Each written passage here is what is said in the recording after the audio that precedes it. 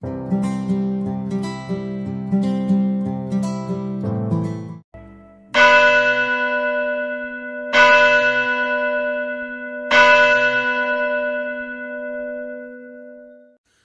alaikum Besim Hamasyah.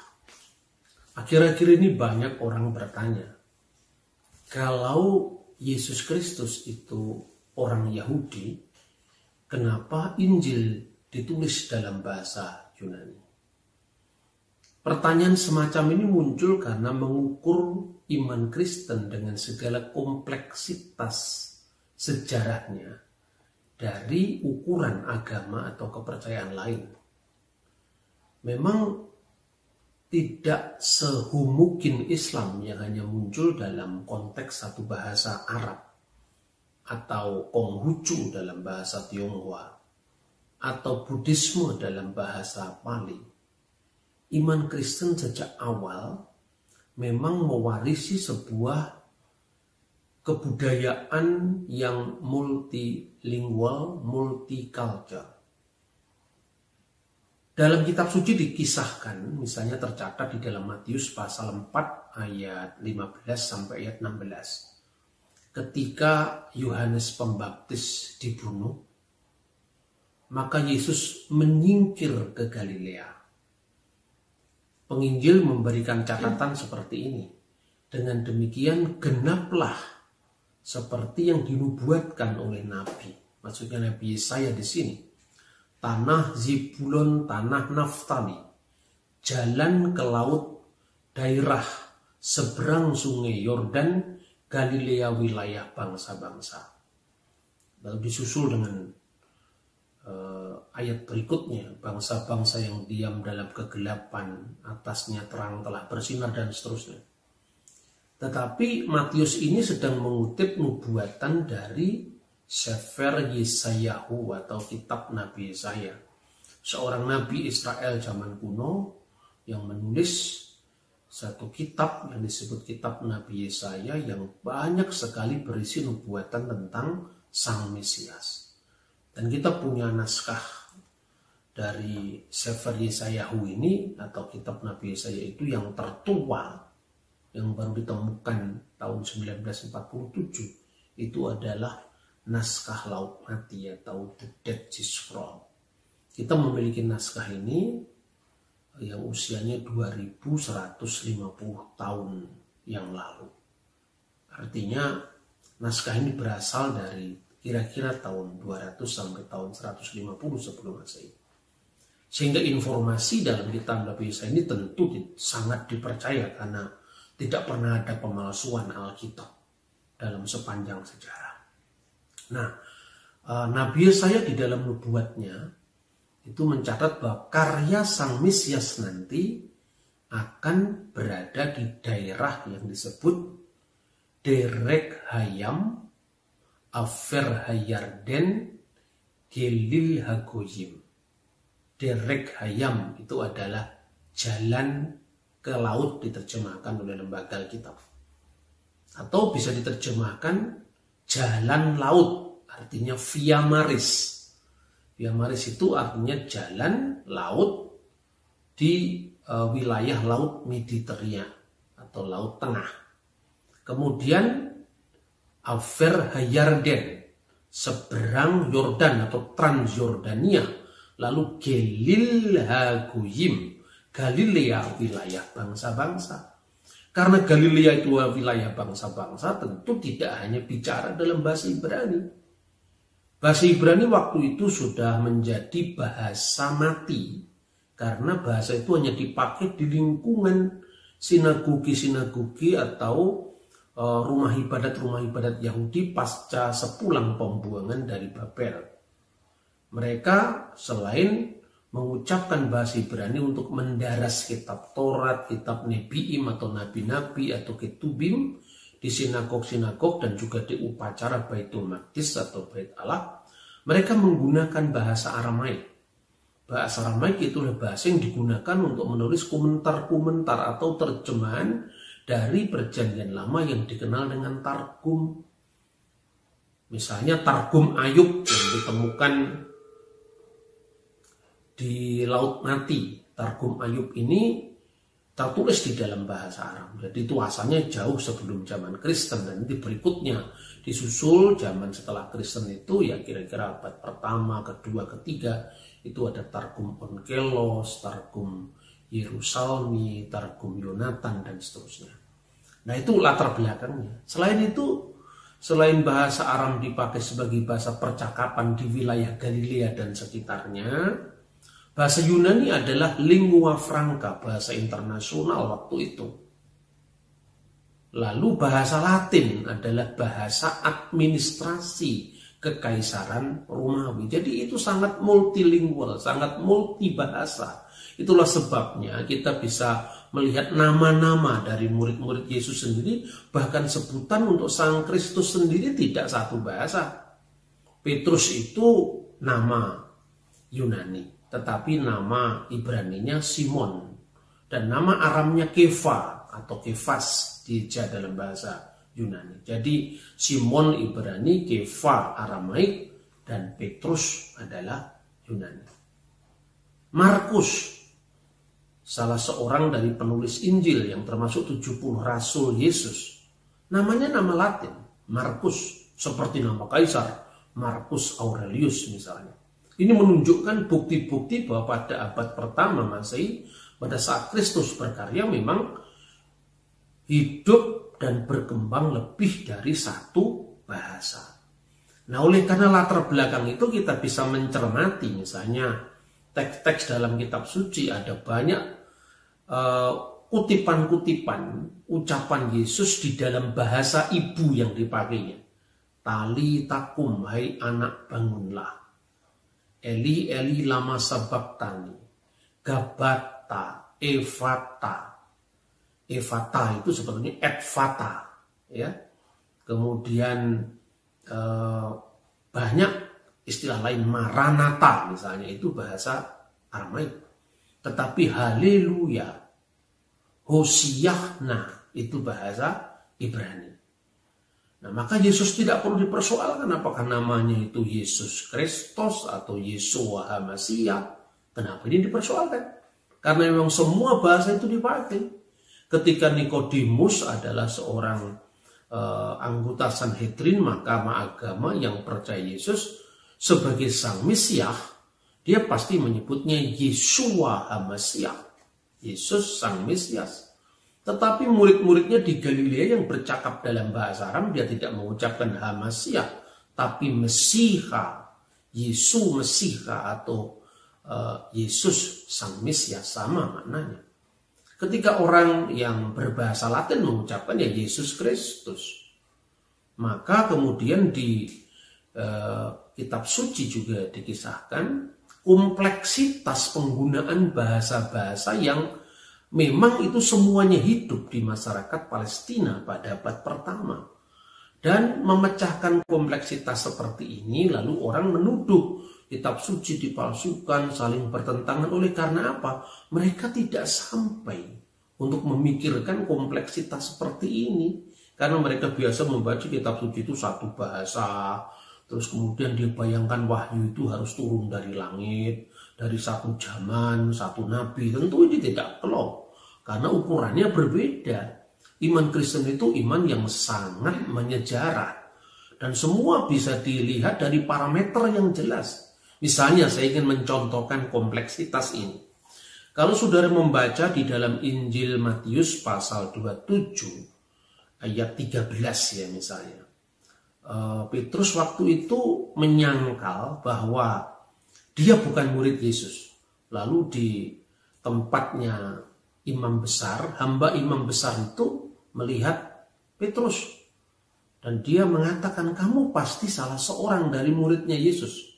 Murid dari orang yang sedang bermasalah secara hukum di mahkamah agama saat itu.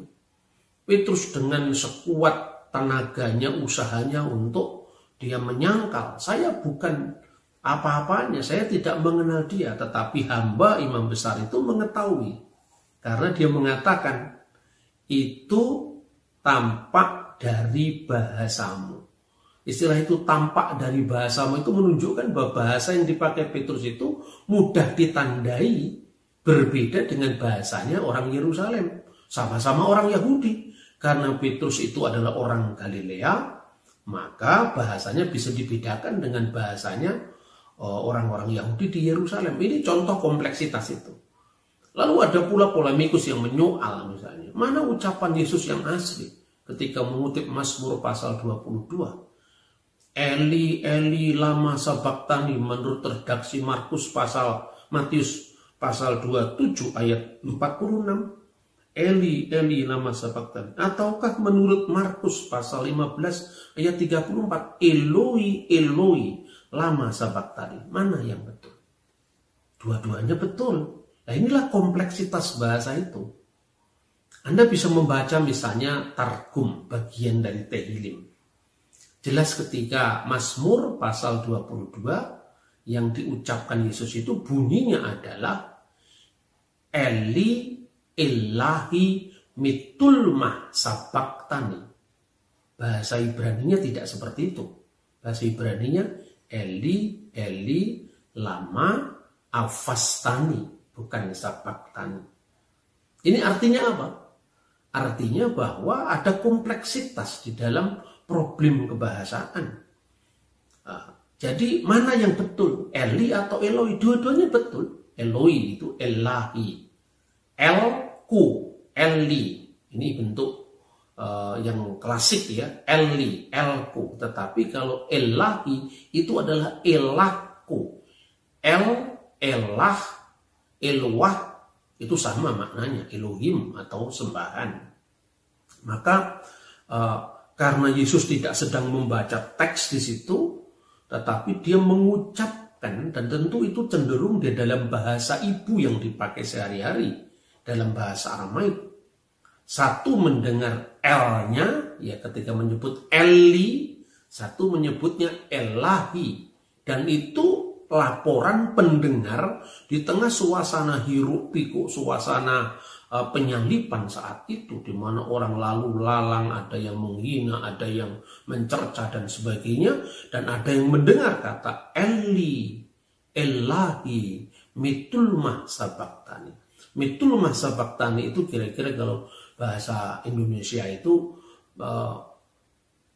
Tuhanku, sembahanku, ya, Ilahi. Ilahi, ya, Tuhanku, sembahanku, mengapakah engkau meninggalkan aku? Nah, itu kan bahasa Indonesia formal. Apa sebabnya engkau meninggalkan aku? Lalu bahasa sehari-hari bisa mengucapkan, mengapa engkau meninggalkan aku? Jadi mitulmah sabachthani dieja lebih singkat dengan lama sabachthani. Tapi yang jelas ini adalah kutipan dari Targum secara bebas. Dan karena itu adalah pendengar yang mendengarkan ucapan Yesus, maka ada yang menyangka dia sedang memanggil Elia seperti dicatat oleh Matius. Karena miripnya kata Eli, Elahi, Elia. Apalagi pendengarnya dari berbagai macam penutur bahasa. Maka sebetulnya studi dalam bahasa-bahasa kitab suci itu ya tidak mudah ya. Misalnya ada orang yang berlagak sekali pandai di dalam bahasa kitab suci, tapi kalau diamati sebenarnya itu hanya gaya saja. Orang mengatakan misalnya di dalam Yohanes pasal 14 ayat 6 itu dikutipnya dari terjemahan bahasa Ibrani. Ya, akulah jalan. Anoki haderek. Akulah jalan dan kebenaran VH Emet. VH Hayim. Kata VH Emet, V Ahmed, nah, itu kan mirip seperti kata Elia sama Eli dan Elahi tadi. Tetapi itu sesuatu yang tidak scientific. Jadi kalau merujuk pada original text of New Testament ya mesti bahasa Yunani Koine. Tapi kalau mau merujuk kepada original language dari Yesus Kristus, itu adalah bahasa Aram, karena itu bahasa yang dipakai sehari-hari. Jadi mempelajari kekristenan itu tentu lebih sulit daripada mempelajari agama si pengkritik, karena memang agama si pengkritik itu kan muncul dari satu zaman, satu nabi, satu bahasa, satu sistem kalender. Kekristenan tidak seperti itu. Maka inilah kompleksitas di dalam kita mempelajari kekristenan. Lalu yang fakta berikut. Orang Yahudi tidak hanya berbicara pakai bahasa Ibrani. Bahkan dalam liturginya tidak hanya pakai bahasa Ibrani. Contohnya misalnya ya, ini ada buku-buku liturgi. Misalnya ini Maksor Salos Regalim, itu tentang 3 kali ziarah ke Yerusalem, yaitu Hak Pesach, perayaan besar Paskah, Hak Sukot, perayaan besar Pondok Daun, dan Hak Safuot, perayaan Pentakosta. Misalnya di bukunya ini yang untuk doa sehari-hari atau sidur misalnya. Lalu ada misalnya ini liturgi Paskah ya, Haggadah Pesach ini misalnya. Nah, di dalam liturgi Paskah Yahudi pun, Paskah Yahudi tentu beda dengan Paskah Kristiani. Paskah Kristiani adalah penggenapan dari Paskah Yahudi. Paskah Yahudi itu adalah Paskah keluaran dari tanah Mesir. Sama-sama dari kata keluar ya, dilewati oleh kematian seperti 10 bala atau 10 tulah yang Tuhan berikan kepada Fir'aun, dan tulah terakhir itu anak sulung mati. Tetapi Tuhan berfirman bahwa apabila aku melihat tanda darah itu, maka aku akan lewat atas mereka. Ufesakti alaihem.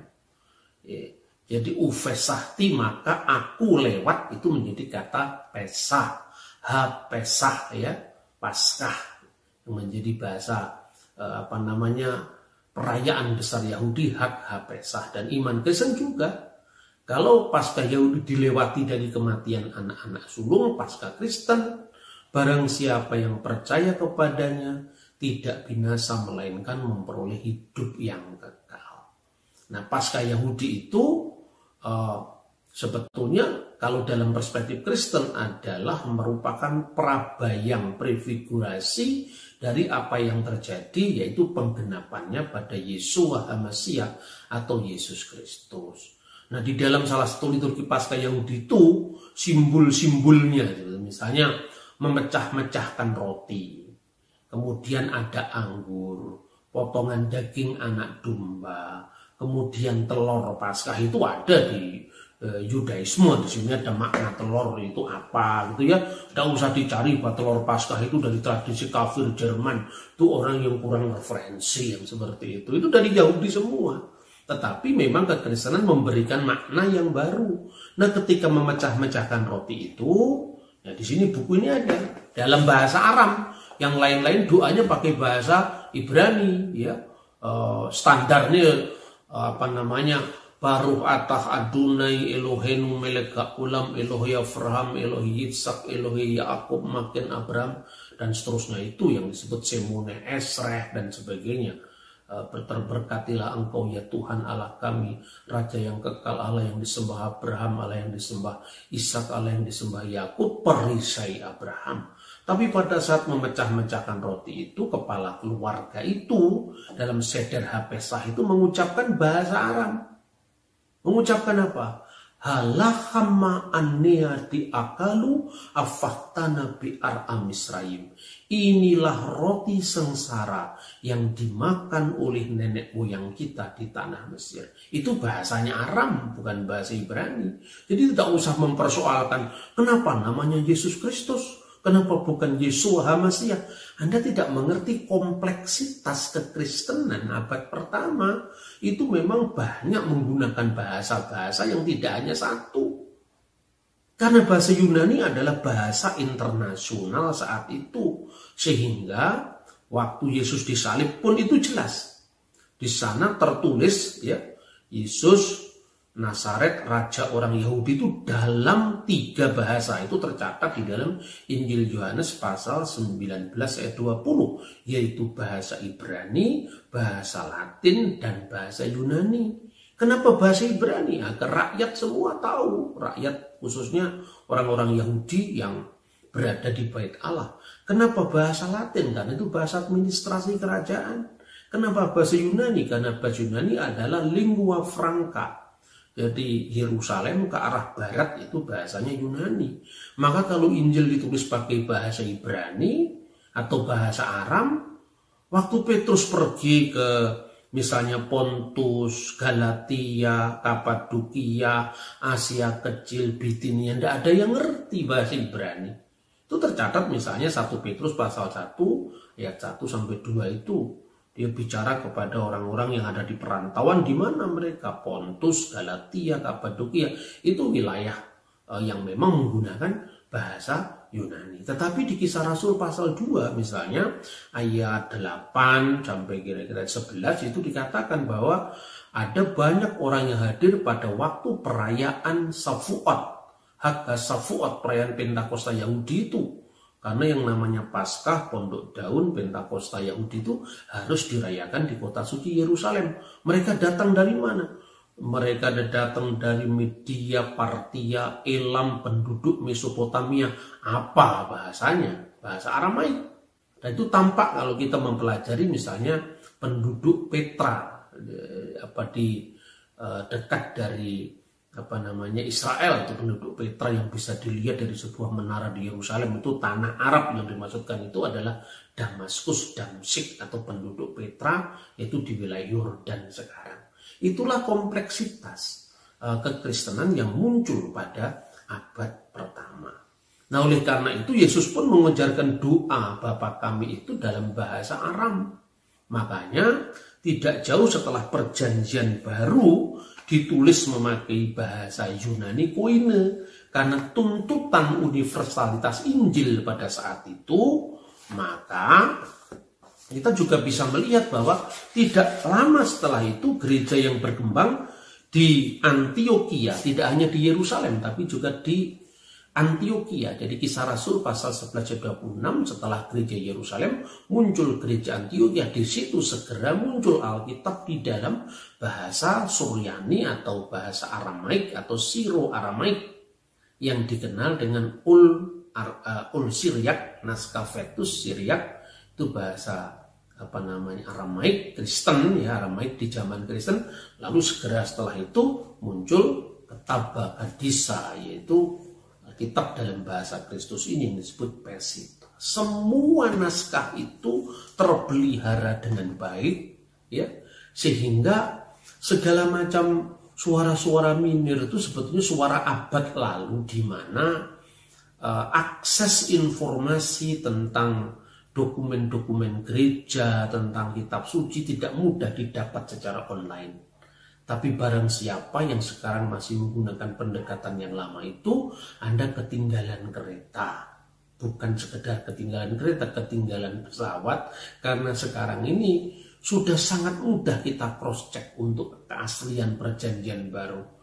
Nah, dengan catatan, kalaupun di situ ada varian-varian teks, dalam naskah kuno manapun varian ini juga ada.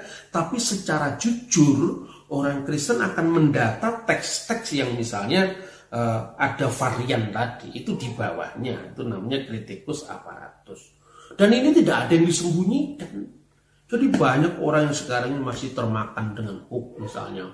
Ada naskah-naskah yang ditemukan di Mesir dan itu lebih asli. Yang asli apanya yang namanya Injil Filipus, Injil Maria Magdalena itu bukan asli. Kalau asli nggak mungkin ditulis dalam bahasa Koptik. Dan kadang-kadang memang orang Barat itu suka bikin heboh mengatakan bahwa ini Injil yang asli. Padahal itu Injil Gnostik yang muncul di abad ketiga. Yang punya naskah, yang mengkoleksi naskah itu adalah gereja Ortodok Koptik. Dan naskah itu sekarang disimpan di Museum Koptik Kairo. Nggak pernah heboh. Kok yang National Geographic yang heboh dengan mengada-ada seolah-olah kekristenan itu agama yang penuh dengan carut-marut pemalsuan, dengan interpolasi tangan-tangan kotor manusia. Nah, dengan jelas sekarang kita bisa membuktikan kenapa Injil ditulis di dalam bahasa Aramaik, sekalipun nanti kan tentu ada bahasa Yunani Koine, dan tentu ada bahasa Aramaik dan seterusnya. Karena memang kompleksitas budaya dari kekristenan yang muncul pada saat itu. Maka tidak perlu lagi mempersoalkan kenapa menyebutnya Yeshua HaMashiach bukan kenapa menyebutnya Yesus Kristus bukan Yeshua HaMashiach. Kenapa Injil tertulis di dalam bahasa Yunani tidak tertulis di dalam bahasa Aramaik, itu sudah tidak relevan lagi. Karena apa? Kristus berkarya di Galil Hagoyim, Galilea, wilayah bangsa-bangsa. Kiranya informasi yang singkat ini bisa memperlengkapi pemahaman kita tentang kompleksitas dunia perjanjian baru. Tuhan memberkati kita. Shalom alaikum bismillah.